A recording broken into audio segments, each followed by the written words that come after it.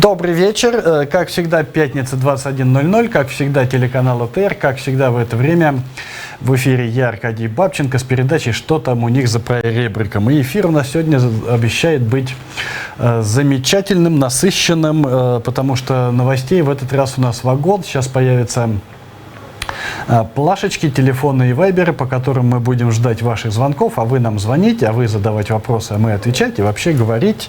И вообще все будет, в общем, как всегда, проведем сегодня эфир замечательно. Начнем, конечно, с невеселой новости, начнем с главной новости этой недели, это с керченского стрелка, конечно же, да. Как вы знаете, в Керчи произошел, Следственный комитет России переквалифицировал это с теракта на убийство 2 и более человек. Но это, конечно же, теракт, на мой взгляд, да, потому что там массовое убийство с применением взрывчатых веществ, массовый расстрел и цель, хотя политических целей там не было, черт его знает. Так вот, но не в этом суть. Дело в том, что 4 года назад я написал обращение к крымчанам, да, когда произошла аннексия Крыма, я написал довольно большой текст, он разошелся в том числе и в печатных СМИ, в том числе и в Крыму, в котором были такие строки. «Здравствуйте, дорогие крымчане, рады вас видеть. В первых сроках своего письма позвольте поздравить вас с тем, что это был последний референдум в вашей жизни. Выучите, кстати, еще 2 термина. КТО – это контртеррористическая операция, и гексоген. Это важно. Вот это действительно по-настоящему важно. И постарайтесь в дальнейшем избегать мест скопления людей, вокзалов, аэропортов особенно, а также автобусных станций, рынков, концертов и вообще». Написал я это потому, что я-то в России прожил к тому моменту уже почти 40 лет, и теракты, гексоген, взрывы, контртеррористическая операция, все это там уже стало до такой степени обыденным, что, в общем-то, это была обыденная жизнь в России, да? И в Крыму этого люди не знали, да? Там была картинка с Путиным пенсиями, а оборотной стороны медали не было. Вот я попытался донести эту оборотную сторону медали. Прошло 4 года, оно, в общем-то, все так и вышло, потому что там, куда приходит Мордор, там всегда начинается кровь, смерть, убийства, взрывы, теракты и какие-то расстрелы. Это уже аксиома, это доказано уже много-много-много раз, да, это не впервые, по-другому просто быть не может.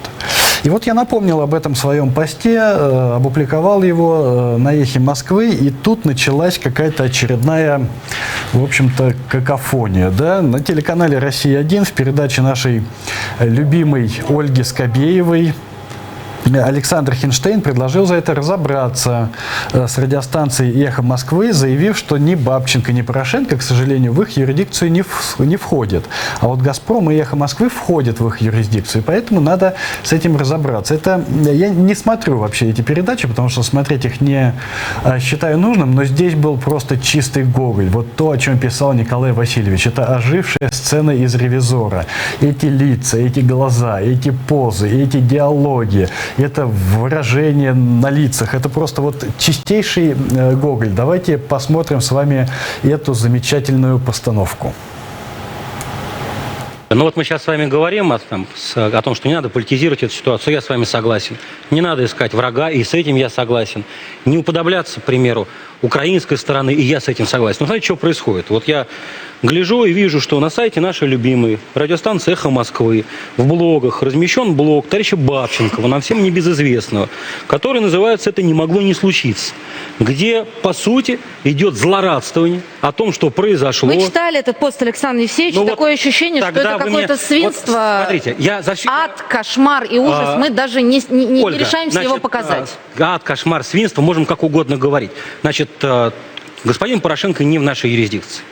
И господин Бабченко, находящийся на Украине, тоже не в нашей юрисдикции, дай бог ему... Наш гражданин. Дай бог ему здоровья. Ну, он не считает себя нашим гражданином. Но российская это радиостанция. И российские это СМИ, они в нашей юрисдикции. Послушайте, мы кого в чем убеждаем? Главный редактор этой, извините, который размещает на своем сайте, тоже в нашей юрисдикции. И «Газпром» в нашей юрисдикции. К сожалению, да, вы правы. Вот у меня вопрос возникает. Смотрите, мы все время хотим быть хорошими. Мы все время говорим, да, вот уличные бои, вот это вот хулиганы к нам подбегают со свинчаткой в кулаке, но мы только деремся по правилам, ниже пояса не бей, до первой крови, а нас кастетами со всех сторон, извините, по голове фигачит. Но когда все это происходит уже на территории нашей страны, когда российские СМИ, я как профессиональный журналист, с сожалением об этом говорю, и хочу быть правильно услышанным, я не призываю, упаси Господь, какой-то цензуре, каким-то ограничениям. Я говорю в первую очередь о самоограничении. Но наши с вами здравые и, казалось бы, правильные посылы, они не доходят. Но с этим-то тоже нужно разбираться. Так же тоже не может и дальше продолжаться. Мы дальше будем хорошие и правильные. Мы будем говорить, да, вот они такие свиньи, но мы не такие. А они это будут делать на нашей территории за деньги, извините меня, государственнообразующих структур. И разговоры о том, что свобода слова, каждый, кто хочет, тот и высказывается, свобода слова заканчивается там, где начинается несвобода для других. И свобода слова – это не вседозволенность. И я согласен с вами, когда вы говорите о том, что недопустимо поддаваться на провокации горячих голов, пытающихся спровоцировать, спрогнозировать, призвать к каким-то терактам. Но на эти-то вещи мы должны реагировать. Ну, как вы отреагируете? Ну что, как? Если вы отреагируете как-либо, то это будет названо вполне законно цензурой. Правильно? Нет, почему? У меня вопрос не к товарищу Бабченко, мне с ним все ясно. У меня вопрос к радиостанции, к российскому средству массовой информации, которые эти вещи размещают. Это в самом деле странно. Мы даже попытались найти, почему, что за первоисточник, почему он им вдруг сейчас это неожиданно написал. Он написал это в своем Фейсбуке. Они посчитали необходимым, важным, видимо, сейчас именно примирительно таким образом не зашло бы, если бы Александр Алексеевич не вспомнил, потому что у нас здесь 19 человек погибли. Какого-то дебила, простите, обсуждать это совершенно не надо. Вот. Но не надо было слушать, что они говорят, и вникать во все это. Я это смотрел исключительно с эстетической точки зрения. Это, конечно, чистый оживший Гоголь. По правилам они дерутся, блин. И вот до них не доходит. Причем здесь Россия, да? Причем здесь они? Ну окей, друзья мои, давайте я вам объясню, причем здесь Россия. Значит, 25 лет в Керчи слыхом не слыхивали ни про какие колумбайнинги, ни про какие теракты, да? 25 лет был туристический полуостров, где жили тихо, мирно, спокойно люди. Потом туда приходит Россия. И на полуострове начинается военная истерика, да? Начинаются парады, стрельбы, там, флот, ядерная бомба, кругом фашисты оказываются, да? Бандеровцы, которые нападают, вырезают русских людей. Зомбоящик круглосуточно уже годами, да, уже почти 5 лет, вливает людям в голову, вот прямо в мозжечок, минуя мыслительные центры, вливает истерику, агрессию, ксенофобию, величие, превосходство, там, фашизм, убить, защищаться, там, дойдем до Киева, национал-предатели, ненависть, враги, война. Давайте посмотрим сюжет немецкой газеты Frankfurter Allgemeine Zeitung о том, как российские оккупанты учат крымских детей закладывать мины, устанавливать растяжки и вообще обращаться с оружием. Это тоже замечательный сюжет, конечно.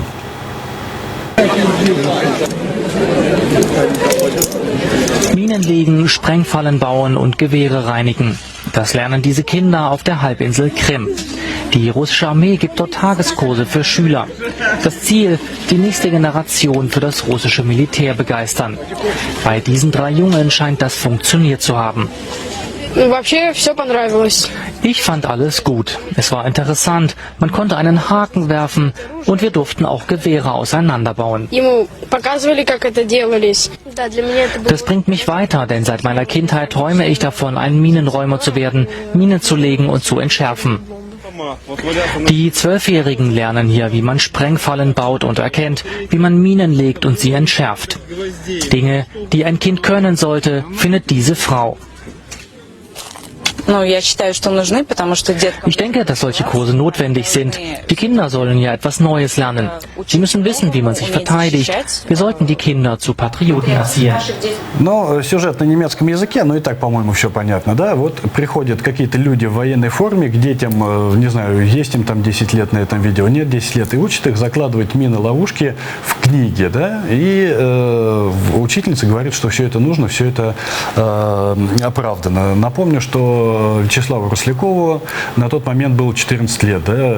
4 из 18, это четверть своей жизни, он жил во всем вот в этом, когда вот все такое вот подобное ему вливали в голову.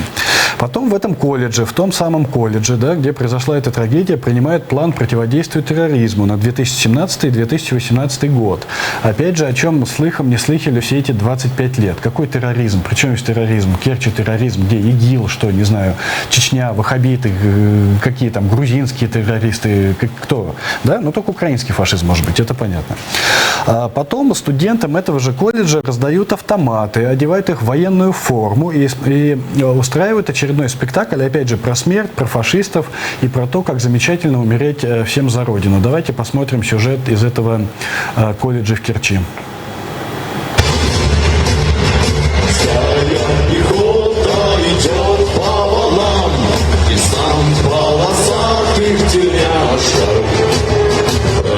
Застилает горящий туман, ушла ты у всех нараспашку.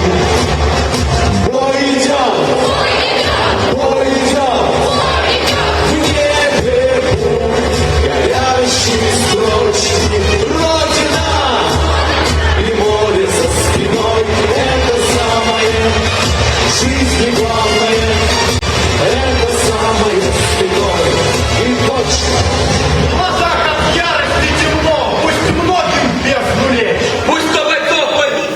И вот 4 года вот это все вливают в головы детям, да, истерика, военная форма, Родина, море за спиной, вот это вот дичайшая пропаганда. И вот Россия, влив детям в головы вот эти все тонны ненависти и агрессии, снижает возраст покупки оружия с 21 года до 18 лет. В Украине, я напомню, гладкоствольное охотничье оружие можно покупать в 21 год, в России в 18.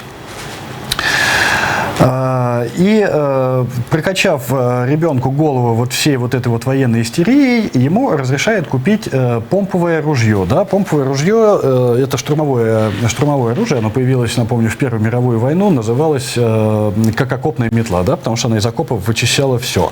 Разрешает купить у него 150 патронов к нему. И этот парень, у которого ВКонтакте висят картинки про Новороссию, про сопротивление фашизму, собирает два взрывных устройства, приходит в этот же самый колледж, где ходили вот этим строем, раздавали автоматы, пели песни про Родину, стреляет направо-налево, взрывает бомбу, и результатом чего становится 19 убитых и 50 раненых. И потом они собираются в студии и спрашивают: ой, а как так получилось? Почему же так вышло? Причем здесь Россия? Да действительно, бог ты мой, причем же здесь Россия? Кто бы мог подумать? Еще раз. Там, куда приходит эта страна, там везде всегда начинается кровь, смерть и убийство. Это уже доказанная аксиома. И давайте перейдем к другим новостям. Вторая, конечно же, новость – это предоставление автокефалии Украинской церкви. Это важнейшее событие, это просто важнейшее событие. В 25-й раз повторюсь, нас всех с вами уже не будет, а Украинская церковь будет поместной, автокефальной, уже не будет подчиняться России, потому что РПЦ здесь в Украине – это мощнейший агент влияния Москвы. РПЦ разорвала отношения с Константинопольским патриархатом. Священный синод РПЦ на заседании в Минске под председательством патриарха Кирилла решил разорвать евхаристическое общение с Константинопольским патриархатом. Принятие в общение раскольников и анафематствованного в другой поместной церкви лица со всеми рукоположенными ими епископами и клириками – это посягательство на чужие канонические уделы, попытка отречься от собственных исторических решений и обязательств.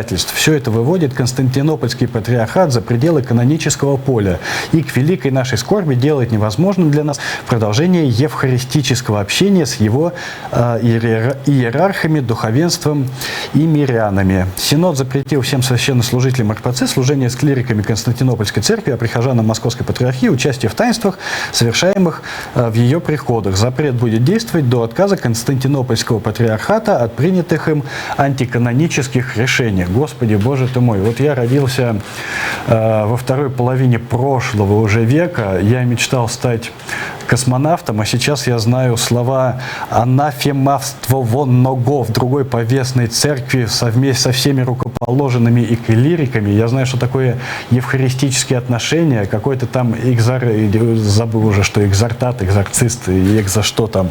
И все вот эти вот Синод и Константинополь, и все это у меня вызывает ощущение абсолютного полного средневековья, что мы куда-то Россия это такая страна, да, в 21 веке такие темы, в принципе, уже не обсуждаются. Но вот Россия это какая-то такая черная дыра, которая из 21 века взяла и провалилась куда-то в Средневековье и потянула за собой все, что находится у нее по периметру.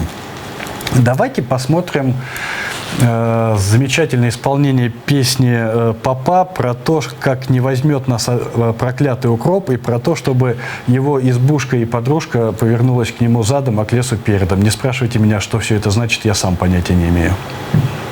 Сейчас до волчары от родного причала ушли волки мы в дальний поход.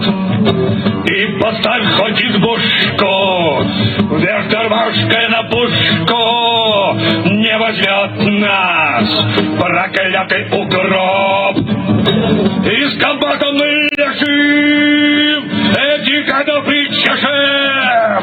Так держи крепче руку, комбат. У нас путь один крестный, только к Богу нам грешным не пройти, разве что через ад. Так полились ты ко мне задом к лесу передом, моя избушка и подружка, будьте преданной, и не такой уж, как птица, очень строгою. Мы возвращаемся из рейда волчье логово. И пусть голосом Зизи Топ уже не тот. Напомню, что в связи с предоставлением автокефалии Владимир Путин провел совещание Совета безопасности России по вопросам отмены Томаса 1686 года и 28-го правила Халкидонского собора 451 года. В обсуждении проблемы участвовали глава МВД Владимир Колокольцев, министр обороны Сергей Шойгу, директор ФСБ Александр Бортников и глава службы внешней разведки Сергей Нарышкин. Глава службы внешней разведки Сергей Нарышкин занимается тем, что обсуждает вопрос отмены 8-го правила Халкидонского собора 451 года. А вы потом спрашиваете, почему у них шпили-вили случаются. Государственная Дума России приняла проект заявления об обострении ситуации в Украине, в котором предупреждает о возможных катастрофических последствиях новых попыток наступления Киева на Донбасс. Как сообщают российские СМИ, проект заявления был принят единогласно 408 депутатами, но никто и не сомневался. В своем документе Госдума угрожает Украине адекватным ответом и катастрофическими последствиями в случае попытки нового широкомасштабного военного наступления Украины на Донбассе. Глава комитета Госдумы РФ Леонид Калашников заявил, что Россия должна будет адекватно ответить на все эти действия. Среди прочего, в России очередной раз обвинили Украину в саботаже Минских соглашений и применении терактов для достижения своих целей. Украина превратилась в террористическое государство, и правители сегодняшней Украины запятнаны кровью Александра Захарченко и многих других сыновей и дочерей Донбасса. Подчеркивается в заявлении. В документе говорится, что это происходит якобы при помощи западных спонсоров и вдохновителей, которые поощряют антироссийскую политику Украины и прямо толкают власти Украины к межнациональным и межконфессиональным конфликтам. Но то, что они будут использовать и автокефалию, и даже, я уверен, что теперь и эту трагедию в Керчи, то, что они будут использовать ее в своих целях для разжигания ненависти и войны, в этом я не сомневаюсь ни на секунду. Да? Эта страна, события ускоряются, эта страна начинает идти в разнос все быстрее и быстрее. Надо строить армию, копать ров и заселять его крокодилами как можно быстрее. Давайте посмотрим, как Владимир Путин в очередной раз уже перестал притворяться, что он не сошел с ума. И когда мы убеждаемся, а это все происходит в течение нескольких секунд, убеждаемся, что атака идет на территорию России, только после этого мы наносим ответный удар. Это ответно-встречный. Почему встречный? Потому что летят к нам, а навстречу полетит в сторону агрессора. Конечно, это катастрофа всемирная. Но я повторяю, мы не можем быть инициаторами этой катастрофы, потому что у нас нет превентивного удара. Да, в этой ситуации мы как бы ждем, что в отношении нас кто-то применит ядерное оружие. Сами ничего как бы не делаем. Ну да, но тогда агрессор, он все равно должен знать, что возмездие неизбежно, что он будет уничтожен. И, ну что ж, а мы жертвы агрессии. И мы как мученики попадем в рай. А они просто сдохнут. Потому что они даже раскаяться не успеют. Вот этот смешок в зале, по-моему, и есть самое страшное. Напомню слова Бориса Немцова, которыми он охарактеризовал Владимира Путина еще несколько лет назад. К сожалению, в эфире эти слова произносить нельзя. Ну, по-моему, мы все убеждаемся, что Борис Ефимович был абсолютно прав. CNBC сообщает, что Россия столкнулась с нехваткой комплектующих для гиперзвуковой ракеты «Авангард». Москве требуются детали из углеводородного волокна. Те, которые есть сейчас, недостаточно надежные, говорится в материалах американской разведки, с которыми ознакомился телеканал. Ранее в российском Минобороне настаивали, что предприятия уже начали серийное производство ракеты. О ее разработке президент Владимир Путин говорил в послании к Федеральному собранию 1 марта. Вот мне интересно, когда они рисовали вот эти все свои замечательные мультфильмы, они понимали, что у них все производство зависит от иностранных комплектующих? Мне кажется, нет. Давайте посмотрим, как подполковник Дмитрий Викторович сдает физическую подготовку. Наши офицеры сдают физическую подготовку. Самый главный офицер в части, почти самый главный, он просто толстый, бегать не может. Поэтому его, наверное, повезут на тележке. Такое только в армии бывает, по ходу дела. Мне не верится, что они его повезут на тележке. Ну им так-то побыстрее. Когда приехала проверка, вот, сдавать ФП, физическую подготовку офицеров. Не, слышь, отбой, походу. Вот он наш, Дмитрий Викторович, подполковник Свериченко. Да ну нахуй! Присаживайтесь, товарищ полковник. Только в армии вот так вот. Какая следующая камера? Солдаты подполковника могут возить. Он сейчас еще и выиграет эту эстафету. Давай. Посмотри, подбадривает. Оп, побежали. Молодец, Дмитрий Викторович. На ракете-носителе «Союз-ФГ», потерпевшей аварию при запуске с Байконура, использовалась система управления украинского производства, сообщил Интерфаксу источник на Байконуре. Система управления ракеты-носителя «Союз-ФГ» была разработана в СКБ «Полисвит» и изготовлена в ГНПП «Коммунар». Оба предприятия расположены в Харькове, сказал источник. Но никто не сомневался, что и здесь без украинского следа не обойдется. Слава Украине! Давайте посмотрим, как раздосадованный этим фактом Грэм Филлипс срывает флаги Украины и правого сектора с могилы Степана Бандеры с криками о том, что в Германии запрещен фашизм. I simply remind you that in Germany it is illegal to have shrines to fascism.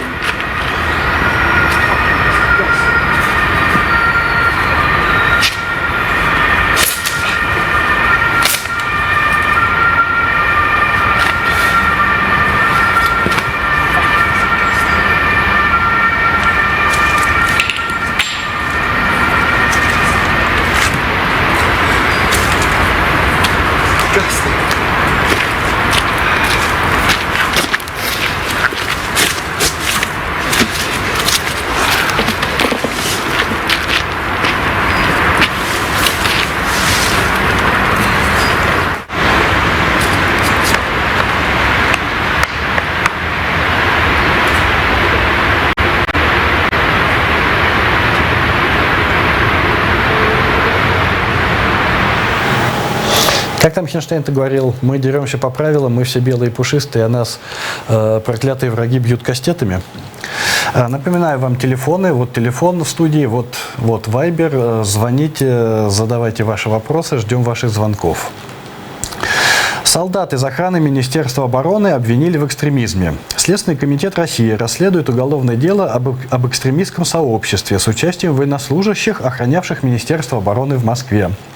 Об этом сообщает «Коммерсант» со ссылкой на материалы следствия. Как можно заключить из публикации, по делу проходят 8 человек, в том числе 7 призывников из войсковой части, обеспечивающей безопасность комплекса зданий на Фрунзенской набережной. Там действительно гигантский комплекс Министерства обороны, но это именно Министерство обороны, не ГРУ. Главный подозреваемый – житель Переславля-Залесского, рядовой Олег Константинов. По версии следствия, Константинов еще до призыва в армию придерживался нацистских взглядов. Боже мой, как же так, нацистских взглядов? Нацизм же в Украине, только что Грэм Филлипс же нам все объяснил. И под псевдонимом Олег Брайтенберг вел во ВКонтакте страницу Национал-социалистической рабочей партии России. Как следует из материалов дела, Константинов призывал разобраться с евреями и кавказцами и набрал около 40 сторонников, в основном жителей Ярославской области. Попытка Константинова провести в Москве съезд, чтобы выбрать фюрера, провалилась. Утверждается, что летом 2017 года Константинов планировал устроить погромы в районе бывшего Черкизовского рынка столицы. Осенью 2017-го его призвали в армию. По версии следствия, ему удалось завербовать 6 сослуживцев, в том числе рядового Андропова. Как следует из публикации, деятельность экстремистского сообщества свелась к обсуждению опасных идей. А сослуживцы Константинова дали против него показания. В деле также есть показания бывших сторонников Константинова из Ярославской области. Родина тебя бросит, сынок, всегда. Но, впрочем, что там дело об экстремизме по солдатам из охраны Министерства обороны, которые, оказывается, вели страничку Национал-социалистической рабочей партии и являются просто откровенными фашистами, да? 2 военнослужащих Российской гвардии погибли при сдаче на краповый берет, утонув в маленьком пруду. Преодоление водной преграды. 3.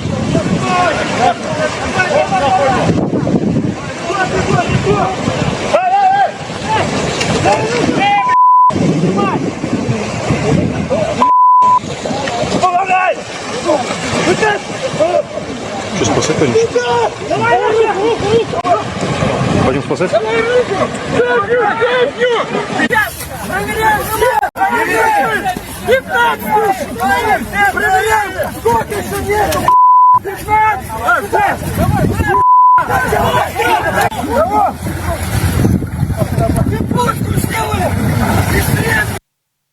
Надели на людей по 26 килограмм железа, загнали их в пруд, а потом удивляются, как же так вышло, что они утонули. Ну, больше утонет там, меньше приедет сюда. А у нас есть звонок. Добрый вечер. Представьтесь, пожалуйста. Вы в прямом эфире. Задавайте свой вопрос. Здравствуйте.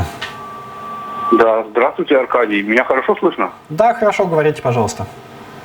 Да, здравствуйте. Меня зовут Максим, Германия, город Хальброн. Это я с вами недавно летел в самолете, помните? Извините, что я к вам приставал, но я не выдержал просто.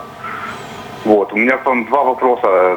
Во-первых, почему вы летаете такими дешевыми авиалиниями? А во-вторых, известен ли вам сайт, есть легендарный интернет-сайт зарубежом.ком. Там на вас были большие обзоры. Что вы думаете об этом сайте? Спасибо. Да, спасибо за вопрос. Я летаю дешевыми авиалиниями, потому что на богатые авиалинии у меня нет денег, и вообще мы придерживаемся демократического образа жизни. Сайт зарубежом.ком я сейчас не помню, то есть что-то у меня в голове какое-то мелькает такое название, но конкретики я не помню. Ну вот, поговорили об этом сайте. Спасибо за звонок еще раз.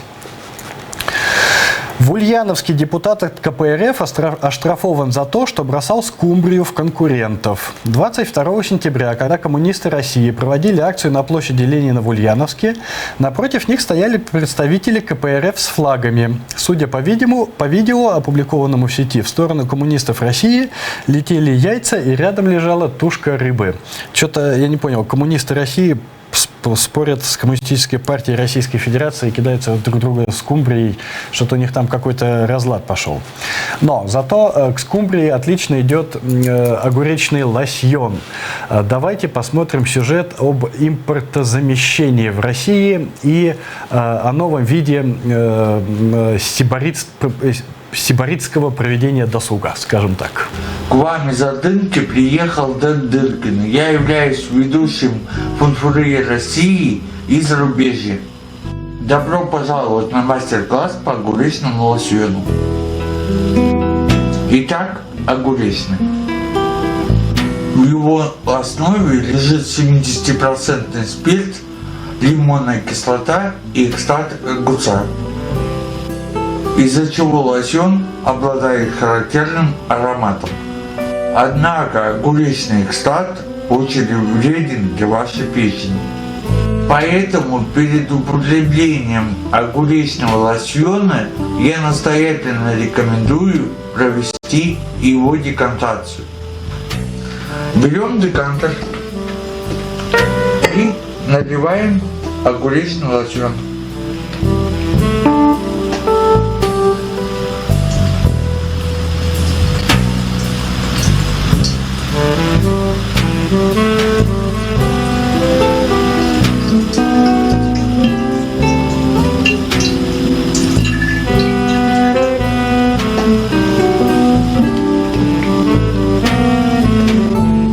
Примерно через час огуречный экстракт выпадет в осадок. Огуречный осадок выпал, и теперь можно начинать.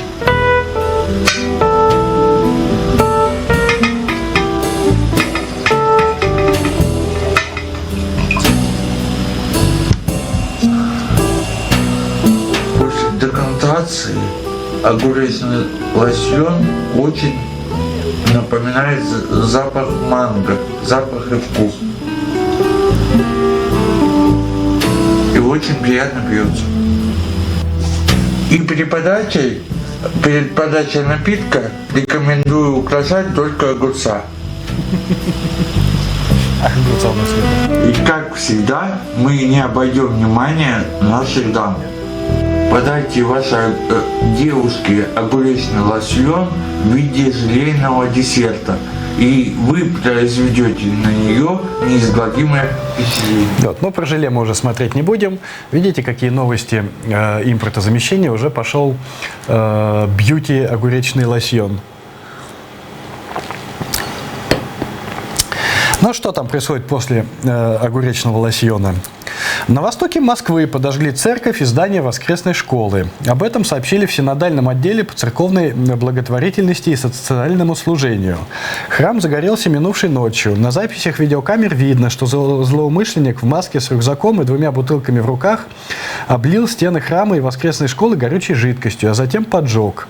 Основное здание деревянного храма удалось спасти, так как сторож вовремя вызвал пожарных. Ущерб пока не оценен. Ну вот, напьются лосьоны и идут поджигать деревянные стены храма, обливать. Может, он его тем же огуречным лосьоном и облил, кстати говоря. Огуречный лосьон же также отлично и горит.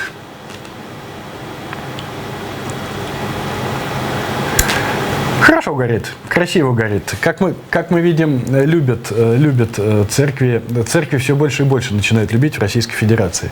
У нас есть еще один звонок. Добрый вечер. Представьтесь, пожалуйста. Ви в прямому ефірі. Здравствуйте. Доброго вечора, Аркадію. Мене звати Єгор.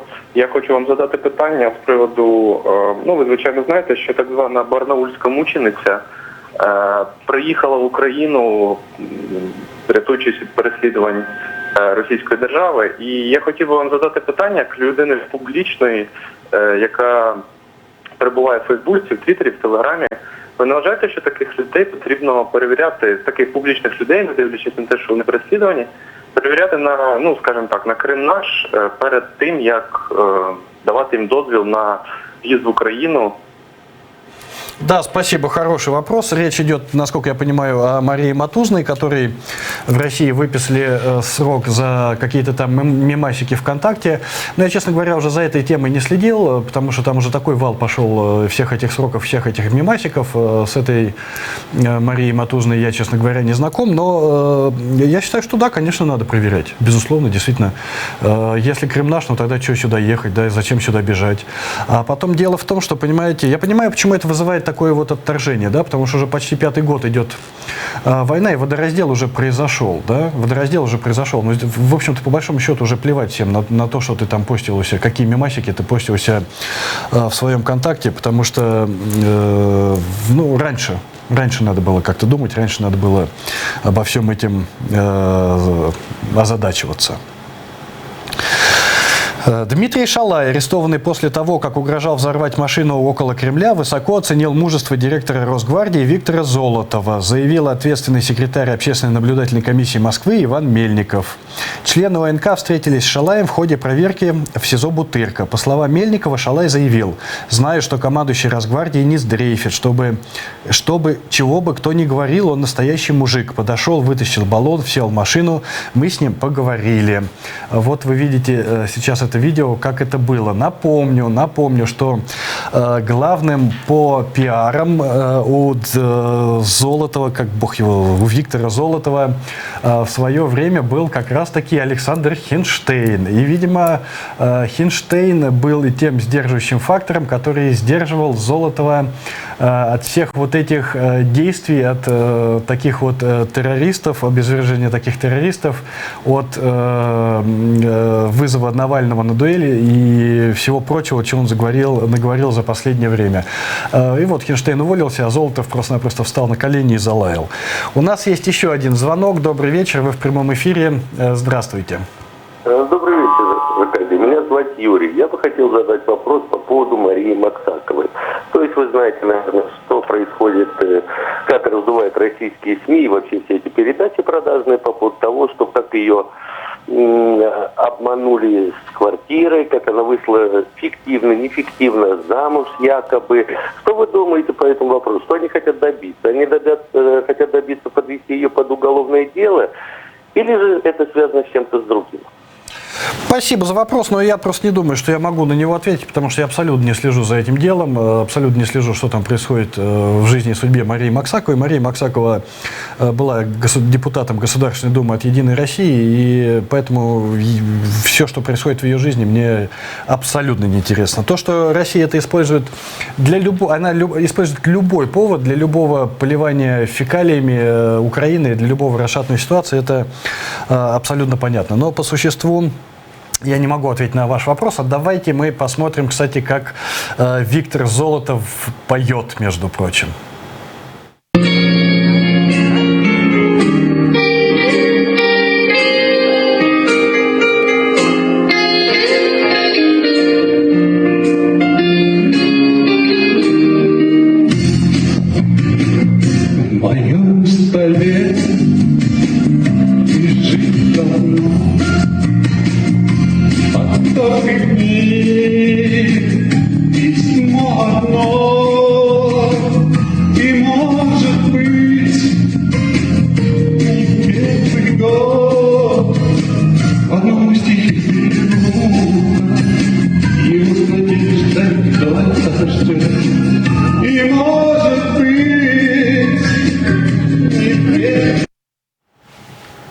У нас сегодня прям день какой-то творческой самодеятельности сегодня.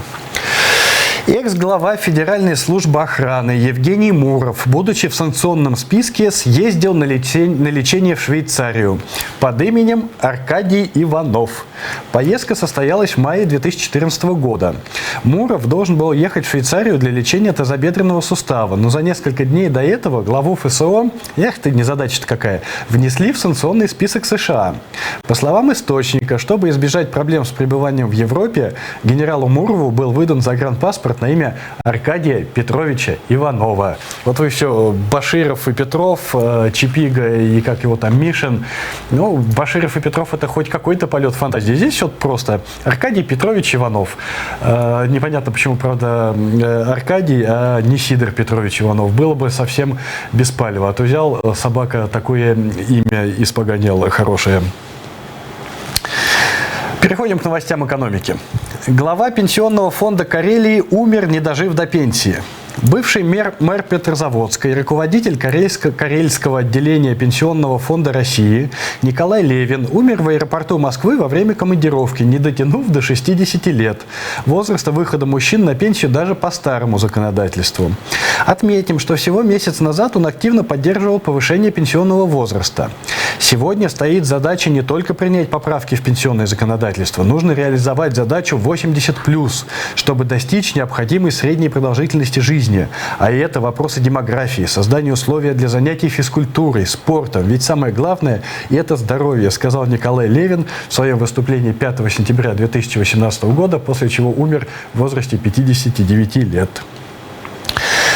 Бизнесмен Сергей Кафорин из Ленинградской области обратился к президенту США Дональду Трампу с жалобой на дорожных строителей, перекрывшим доступ к его кафе. Для этого он вывесил над своим заведением плакат с надписью «Трамп, помоги». Надежд на российскую власть у бизнесмена уже не осталось.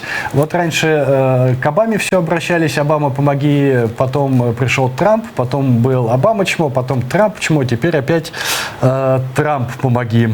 Ну, а к кому еще обращаться? Владимир Путин готовится переселяться в рай, они же все святые, а те все сдохнут, поэтому только Трамп. А вот русский патриот в самолете обращается за помощью уже к Рамзану Кадырову с жалобой, по-моему, на все. Давайте посмотрим это замечательное видео.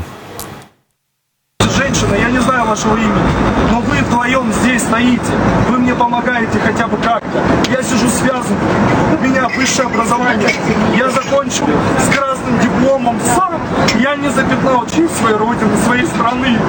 Приходит командир корабля, доводит меня до состояния аффекта, я патриот, я жизнь продам.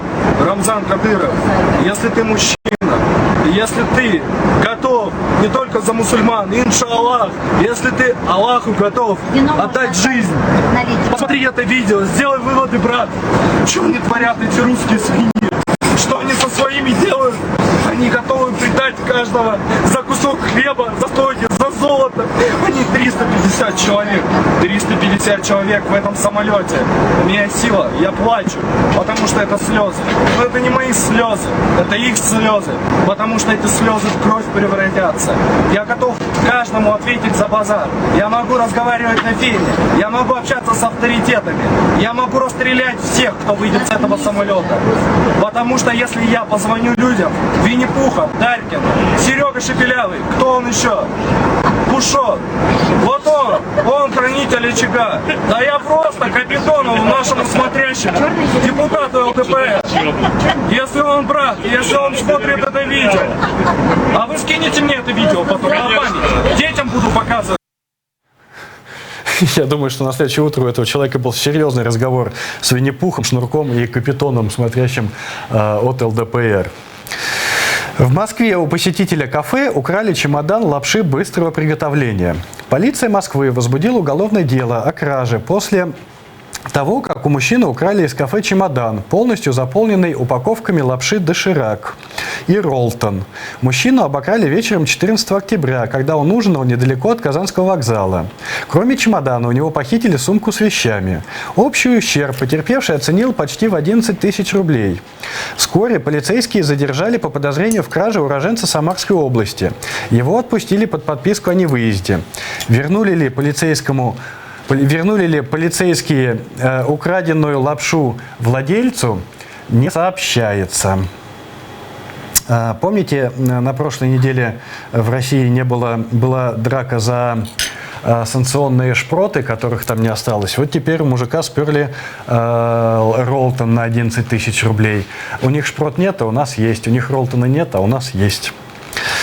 Давайте посмотрим. Опять у нас давно не было наших любимых отрядов Путина. Я эту психопатию часто ставить не могу, но время от времени все-таки с удовольствием ее пересматриваю. Вот в этот раз отряды Путина дотянулись почему-то до Илона Маска. Как тебе такое, Илон Маск?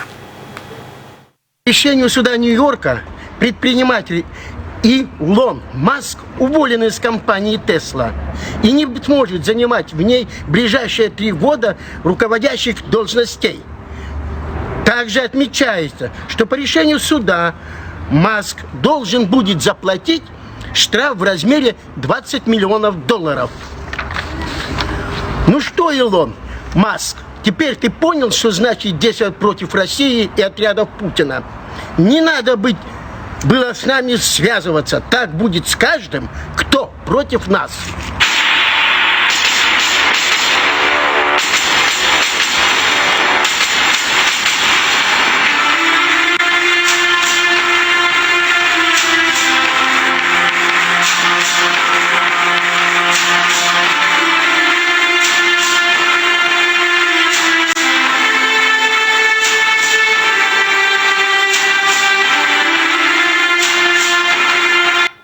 Музыку это не мы наложили, музыка там была. Мы лапшичку завариваем.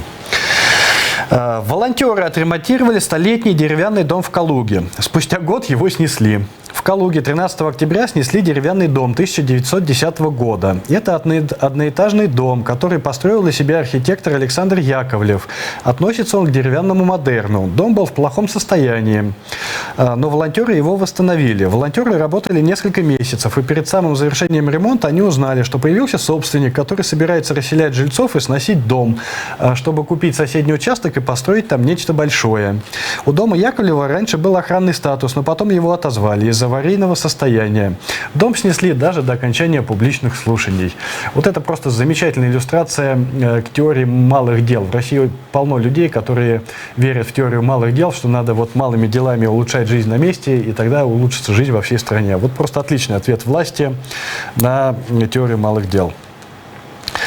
Уволенная после слов о прожиточном минимуме министр получала материальную помощь из бюджета. Бывший министр занятости, труда и миграции Саратовской области Наталья Соколова, уволенная после слов о возможности прожить на 3500 рублей в месяц. Ну а что там, у мужика вон одного Ролтона на 11 тысяч сперли, что на 3500-то не прожить? В общем, она ежегодно получала материальную помощь из средств регионального бюджета. Материальную помощь глава региона и члены правительства получают в соответствии с законом, принятым Саратовской думой в 2002 году. Согласно документу, губернатор области получает ежегодно 134 тысячи рублей, вице-губернатор 127 тысяч, а министры по 100 тысяч рублей. В документе также указано, что Соколова получала материальную помощь в 2014, 2016 и 2017 годах. А ранее стало известно, что она задекларировала доход на сумму около 2 миллионов рублей. То есть в месяц она получала чуть более 191 тысячи рублей. Замечательные, просто милейшие люди. Я их всех так люблю. В Ингушетии. Новости репрессии. В Ингушетии похитили и избили сотрудника Amnesty International. В Ингушетии был похищен исследователь Amnesty International Олег Козловский, который занимался мониторингом протестов против передачи земель Чечне. Об этом сообщается на сайте международной организации. 6 октября, на следующий день после прибытия Козловского в Магаз, к нему в гостиницу пришел мужчина и под предлогом встречи с одним из организаторов протестов заманил его в свой автомобиль. Козловского вывезли за город, раздели и начали избивать. Они приставили пистолет к моей голове и сказали, что собираются меня убить. Мужчины назвались сотрудниками местного центра по борьбе с экстремизмом. Они потребовали от меня имена моих контактов в Ингушетии и пригрозили убить мою жену и детей, если я сообщу о том, что произошло. От Козловского требовали рассказать, на кого он работает, и заставляли стать их информатором. Ну, это все то, о чем мы говорим. Развал и деградация. Да? Уже нападают на сотрудников Amnesty International, требуют сказать, на кого он работает. На Amnesty International работает, на кого еще.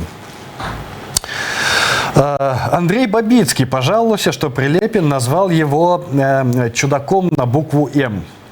Оскорбив покойного главу Донецкой Народной Республики Александра Захарченко, ранее воспевавший его бывший сотрудник «Радио Свобода» и пиарщик Шамиля Басаева Андрей Бабицкий трусливо потер свой пост. Это не мой текст, это я взял с каких-то российских патриотических изданий.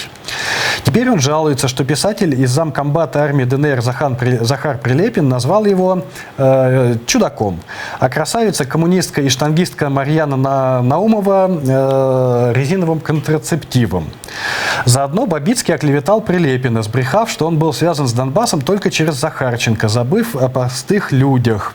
Результат был предсказуем. Бабицкого назвали гнилью, сравнили с беглым украинским пропагандистом Аркадием Бабченко, а бывший министр иностранных дел Александр Кофман предположил, что его скоро начнут бить. Конечно, потрясающая просто карьера, быть ярчайшим просто антипутинистом, отсидеть в тюрьме ФСБ, быть обмененным в Чечню на российских пленных в Чечне, уехать в Прагу, устроиться на Радио Свободу, лет 15 быть просто ультралибералом, ярым путинистом, а потом свихнуться головой, поехать на Донбасс, стать просто ультрапутинистом и дожиться до того, что Захар Прилепин и коммунистская красавица Марьяна Наумова, это тоже такая девушка 15-летняя, сейчас ей уже, наверное, больше, 20, наверное, штангистка, любительница Донбасса, называют его вот такими вот вещами.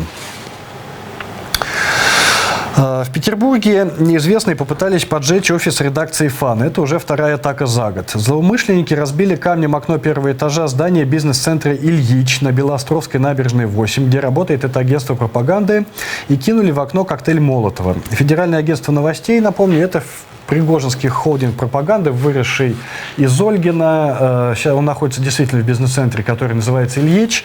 На него время от времени совершаются вот такие вот попытки нападения. Есть в России такая группа под названием «ДСОРМ», движение Славянское объединение «Русский Майдан». Это националисты, которые не приняли Крым-наш, не приняли оккупацию Донбасса и пытаются бороться хотя бы вот со всей этой пропагандой. Я писал об этом, после чего я связываю, опять же, покушение на себя именно с Пригожиным, потому что я начал писать именно про это, именно вот про ДСОРМ. И вот я написал про этот случай, а также про то, что путинисты могли избить питерские бандеровцы из Русского Майдана. В центре Санкт-Петербурга совершено нападение на активиста прокремлевской политической организации. Судя по всему, в ролике, возможно, национально-освободительного движения депутата Евгения Федорова. Пострадавшего несколько раз ударили по лицу, не Евгения Федорова, а участника его движения, и опрыскали из баллончика. Подобными делами в городе занимаются поклонники Степана Бандеры из группировки «Славянское объединение Русский Майдан». Совершенные ими нападения и поджоги пропагандируют сбежавший на Украину бывший военный обозреватель «Новой газеты» Аркадий Бабченко. А правоохранительные органы за несколько лет так никого не изловили. Вот я запостил эту новость у себя в Фейсбуке, и на следующий же день мой Фейсбук был забанен на 30 суток за совершенно левый, совершенно спокойный пост, который никаким образом вообще не нарушал правил сообщества. Ребята, ну вы совсем не палитесь, да? Вот пишешь пост про то, что пригожинские ФАН пытались поджечь, а потом вы баните человека в Фейсбуке. Ну нельзя ж так работать, друзья мои. Соседка писала 11 заявлений на соседа, в итоге он ее убил. Бывший охранник затаил злобу на соседку за то, что она сделала ему замечание, когда тот выкинул мусор мимо мусоропровода. Пермячка 11 раз писала заявление на него, но полицейские отвечали, что угрозы нет. В итоге 10 мая мужчина по имени Виктор на лестничной площадке ударил ножом свою 49-летнюю соседку Марину и столкнул с лестницей ее мать. Последняя выжила, ее дочь нет. Все то же самое. Если годами, а в случае с Россией уже десятилетиями закачивать в людей ненависть, то такие вещи будут случаться все чаще и чаще.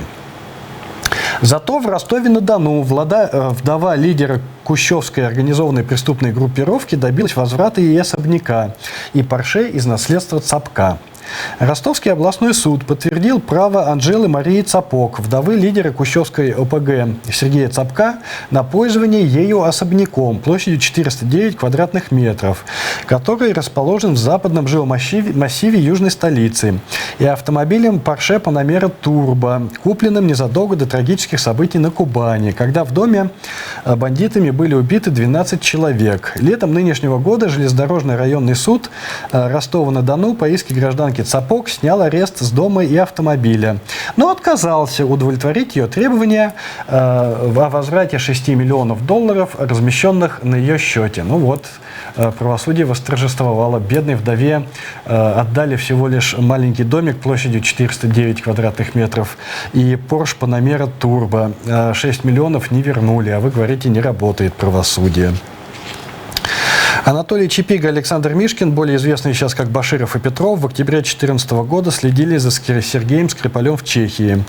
Они въехали в страну под псевдонимами того же Руслана Баширова и Александра Петрова, как и в марте 2018 года в Солсбери. Ну вот, 4 года, значит, они за Скрипалем следили, через 4 года попытались его убить. Нерадостные для меня новости, прямо скажем, потому что, видимо, на этот срок придется рассчитывать. Зато Владимир Путин устроил жесточайший разнос и назвал все это беспредельным разгильдяйством и употребил фразу «еще бы буденовки надели».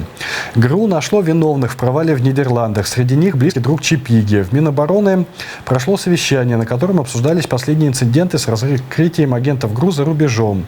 Журналист Сергей Канев со ссылкой на источники сообщает о неутешительных итогах совещания. Его участники пришли к выводу, что агенты не соблюдали элементарных основ работы. Один из виновных в провале операции сочли второго секретаря посольства Константина Бахтина, который координировал операцию. Сайт также приводит данные о том, что в сентябре к президенту Владимиру Путину вызвали начальника военной разведки Игоря Коробова, которому стало плохо по возвращении домой. Ну, видимо, разнос там был действительно жесточайший. А на этом мы заканчиваем наш эфир. Доширак у нас вот уже заварился, огуречный лосьончик стоит. Давайте закончим эфир чем-нибудь хорошим и веселым из мира нормальных людей, нормальной жизни, и посмотрим, как Boston Dynamics научил своего робота танцевать. Увидимся с вами через неделю в пятницу в 21:00 на телеканале АТР. Всего вам доброго, удачных вам всем выходных. До свидания.